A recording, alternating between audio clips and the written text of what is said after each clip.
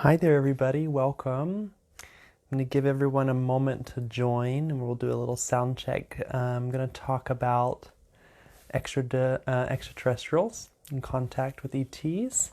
And I'm also going to talk about some events that I heard about today during a session.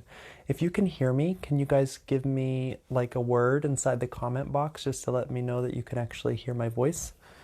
I'm doing it on my phone because I don't like Facebook's new way of doing lives. So I'm using it on my phone because it still is the same version. So let me know if you can hear me. And we'll get started here in a moment. Good to see you, everybody. Nice to see you. All sounds good. Perfect. Beautiful. So let me turn to my notes. So I'm sure a lot of you have been seeing the news or people chatting about some of the video that had been shared by the Navy about the different crafts, extraterrestrial crafts that they're admitting about extraterrestrial life visiting the planet, which is super, super exciting. There's so many of us that have been really waiting for this because that's one of the next steps. So each of these events, the coronavirus, global event, the admission of extraterrestrial involvement or visitation is what they're admitting now, at least partially. Each of those are steps in this big process of the unveiling of this revealing of what is really going on the planet and what's really happening in the greater universe. Okay, so seeing that was really exciting to see. On Fox News, they had interviewed a man by the name of Dr. Stephen Greer, who is a huge name in the disclosure community. He has an organization that's focused specifically on disclosure. And he got some really good things, some good notes in that interview it was clear that for me that the reporter, the person that was interviewing him, was trying not to go too deep into the conversation. And for me, that when you have somebody on that actually has information about it, don't you want to actually interview them and see what's going on? So it was clear that they really didn't want too much information coming out about it, but he did get a few things in. One is that he's talking about close encounters of the fifth kind. So close encounters of the fifth kind is human-initiated contact with extraterrestrial life.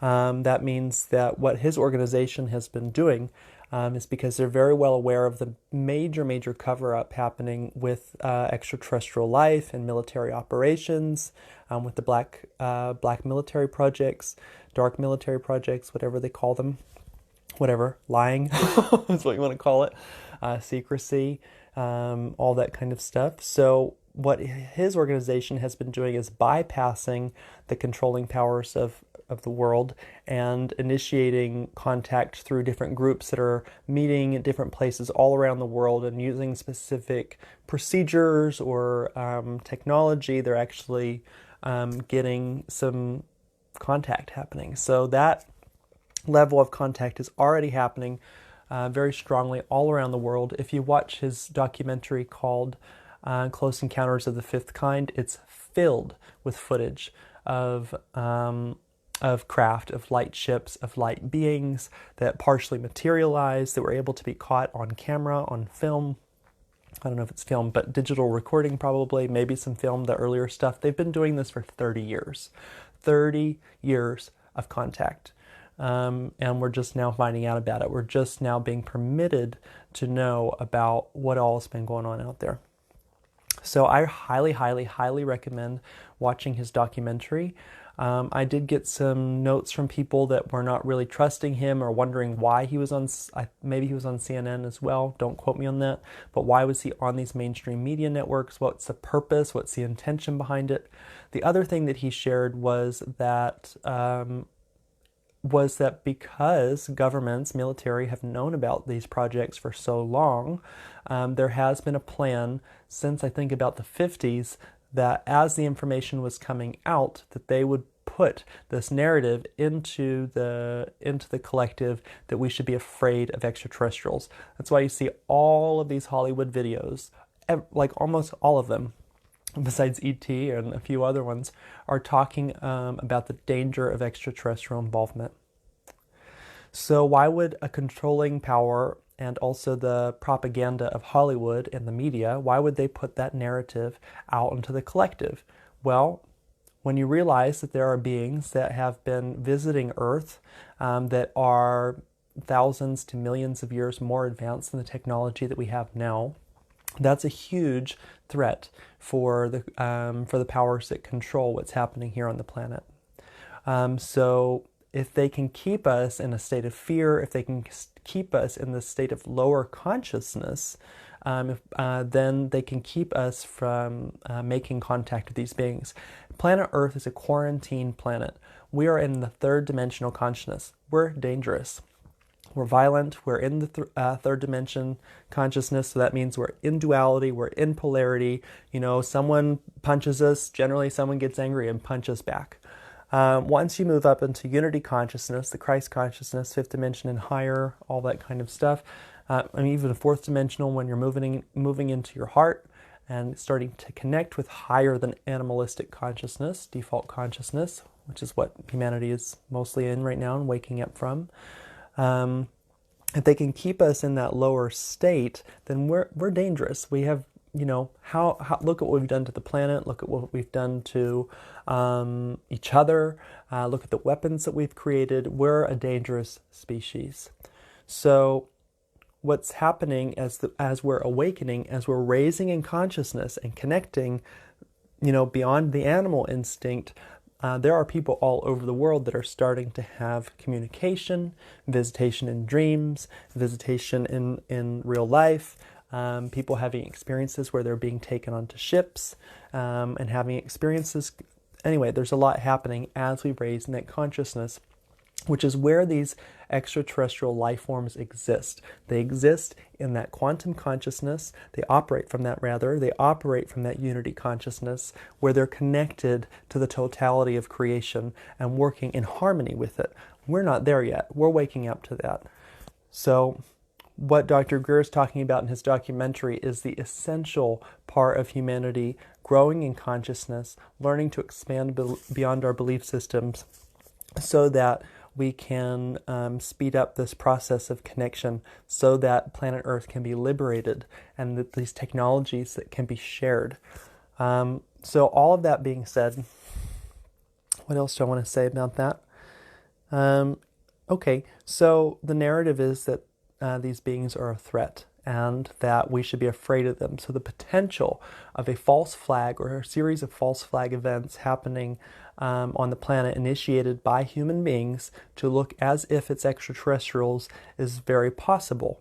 To also make an attempt to, you know, for people to volunteer their sovereignty, to give up their rights. Look what's happening now with the coronavirus. How many people are so afraid that they're just willing to give over their bodies, give over their health, give over their rights and their liberties, and this is going to amplify as we're moving towards that major point, the singularity, the big, thing where the big shockwave where everything shifts and changes. That being said, that's my spiel. That's coming from my own, my own research, my own experience, my own feelings and intuitions. That being said, what happened today in my session was really cool because the client isn't somebody who's very much at all into extraterrestrial. She likes the idea of it, but seeing the video was really surprising for her. She said this right before she laid down. She's like, "That's so cool. Aliens are real." I was like, "Yeah, they are." I mean, knowing the work that I'm in, I'm beyond having to question if it's real or not. I've really accepted it and communicate with them through my sessions. So when she laid down to go into the session, she was immediately on a light ship. So a light ship is different than like a solid spacecraft. Light ships are made, I don't know the whole, obviously, the technology behind it, but there is a way for beings to use their collective field to create a container in a space that is luminous. It's she was describing the ship. She's like, "Whoa, I'm on a ship!" Like, she was really excited. I'm gonna put the video up. She's like, "Whoa, I'm on a ship, and there's this being with really long fingers, and he's explaining things to me. He's showing things to me on a screen." And she looks around, and she's getting really excited. She's looking around, and she's describing the inside of this ship. She said it's pearlescent, so it's like iridescent rainbow, rainbow color to this clear ship that she's in. And she's describing different plant and animal life that's on the ship in different containers, fish that are in containers, different plants. And what she's explaining to me, what she's relaying to me, is what this being is telling her telepathically.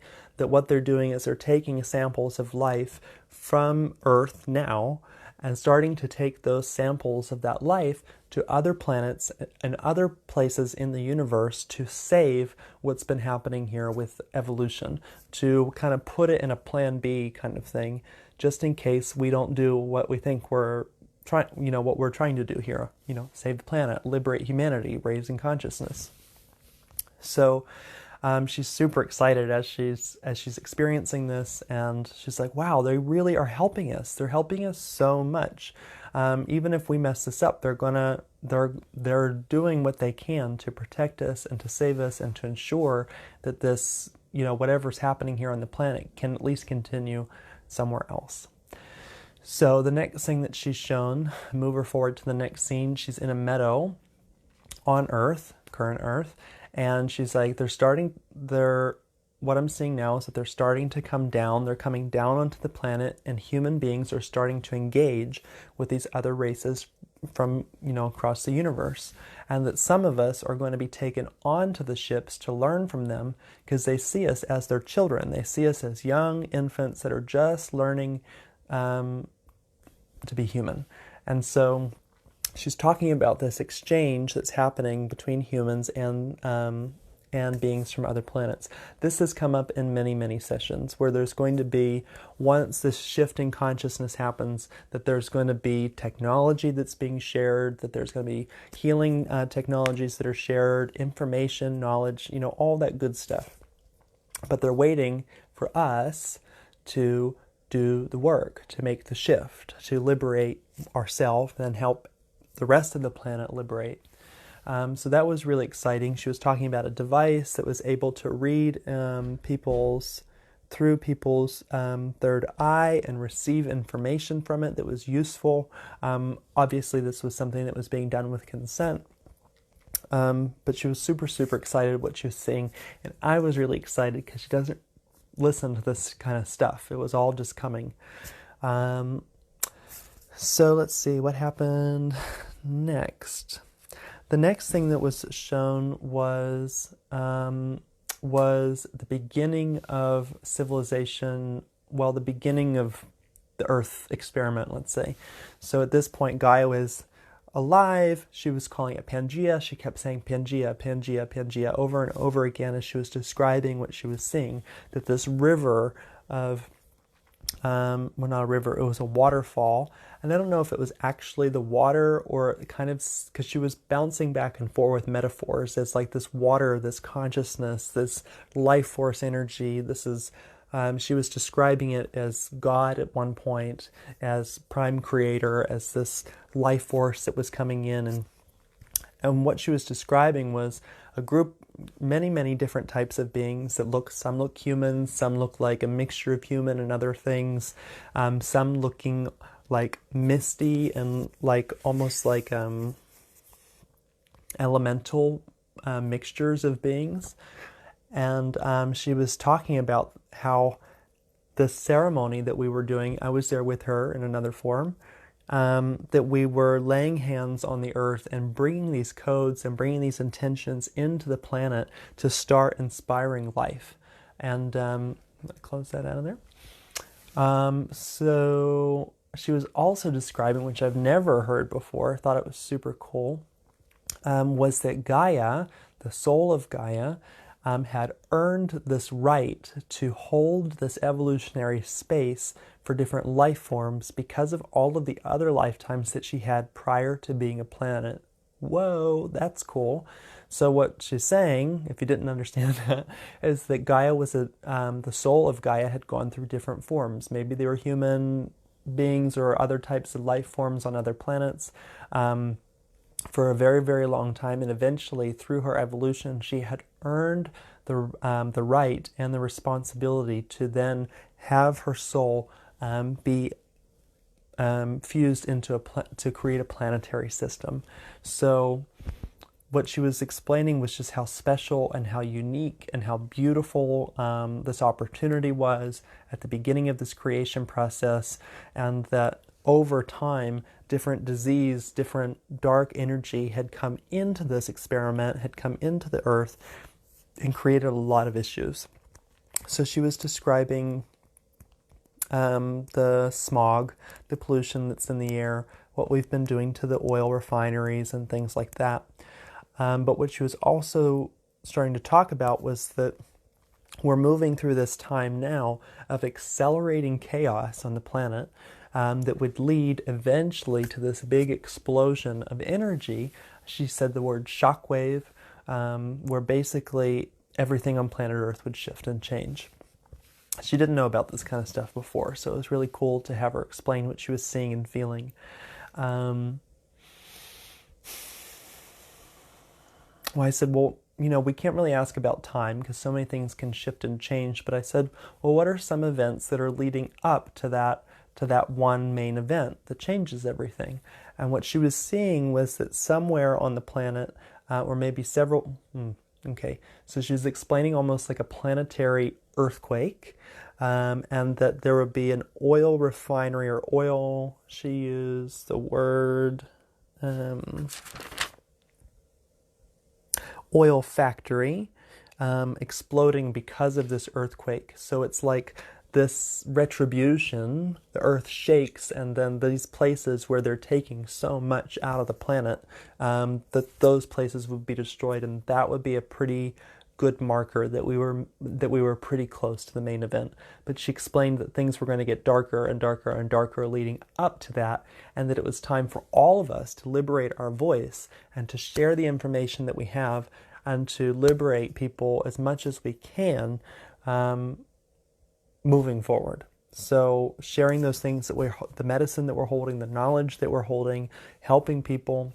There was also this discussion, she described like a planet-wide table, like a long table, like a big family dinner table, basically, that we would all be sitting at. This was a metaphor, the imagery that she was seeing, but that the people of Africa, and maybe Ron is going to hear me talking about that because he had a dream about Africa last night, but that the people of Africa weren't sitting at the table because they're in such dire situations because of the suffering there, the poverty that's there, that it's hard for that region to grow in consciousness while the rest of us are living really, really comfortably in various levels of wealth, and that we're living so much beyond our means that or beyond what's really needed. And then meanwhile, other groups on the planet were living in such extreme poverty that we needed to help these people there. So that the vibration could shift and we could move this along a little quicker.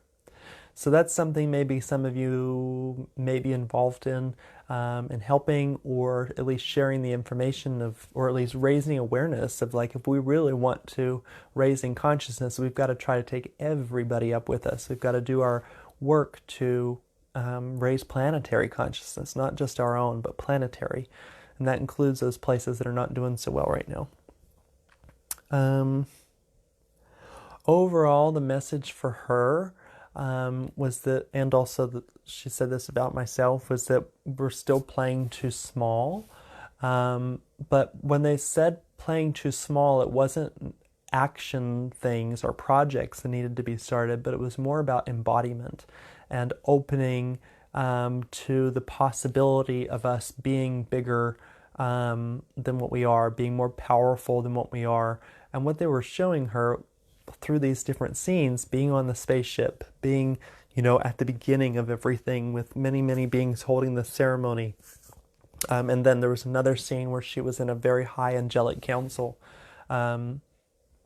Was that this is the level of embodiment she's reaching for in this human life, but that she's had to go through all the density and go through the struggle so that she could develop that appetite and that hunger for ascending in consciousness.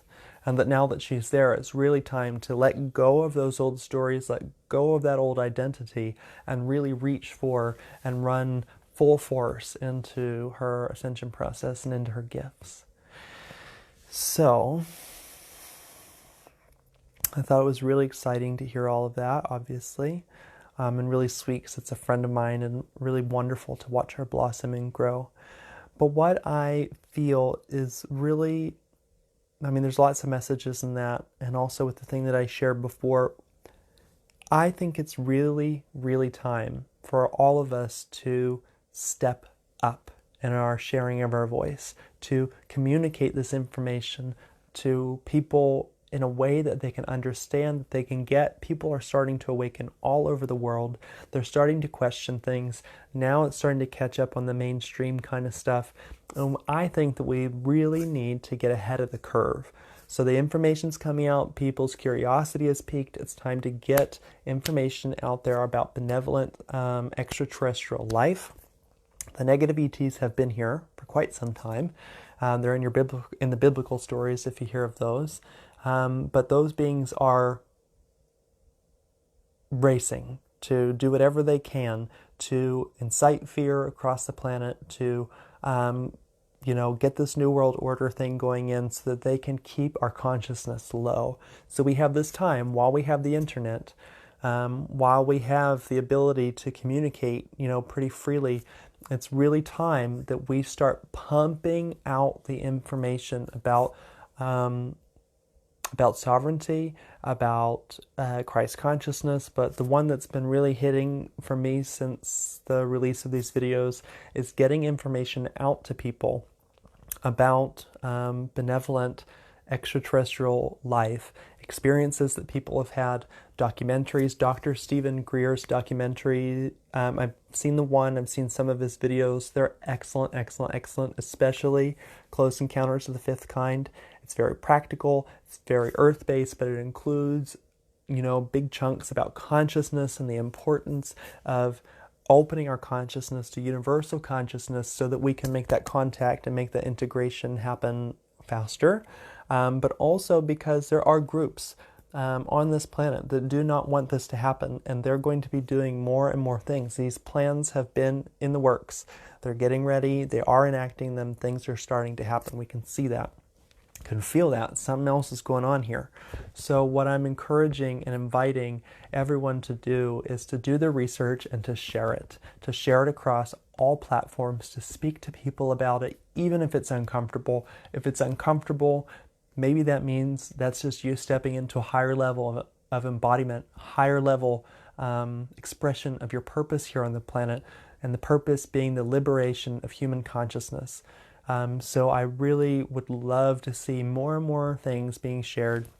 Dr. Stephen Greer has a website with lots of writings and information on it. I haven't got to explore it too much. Dolores Cannon, my quantum healing teacher, has loads of books. She has 19 books, lots of videos of hers. Just find that information that's really yummy and really helpful to inspire the opening of hearts, the expansion of consciousness, and share it. And have those conversations even if they're uncomfortable, because the power is in our hands. Each and every person has a contribution to make to this great awakening. And if you know anything about spiritual growth, if you know anything about a good yoga practice, you've got to have that fire. You have to have consistent practice. So it's like, Newton's laws. You have to have consistent energy and to build that momentum. So that's what we've got to do. We've got to apply the force, apply the information, apply that higher knowledge, and then do it consistently, because the more that we do that, we can skip a lot of these events. We can bypass a lot of these events. They can just be potentials that could have happened, like these vaccine things. It could just be something that was a possibility for us. We don't have to go down that road. If we can get people to awaken, come into their true power, and to realize that they have a choice in their life. And if they don't make choices, somebody else is going to do it for them. So this is our time. This is our time to shine. This is our time to stand up and to share this incredible wisdom, this incredible knowledge, and help to liberate planetary consciousness so that we can play with our star family, so that we can play with all these new technologies that want to be brought to our planet and given to us so that we can be liberated. So do the work, be creative, have fun about it. And I love you so much. That's all I'm going to share for now. Thank you.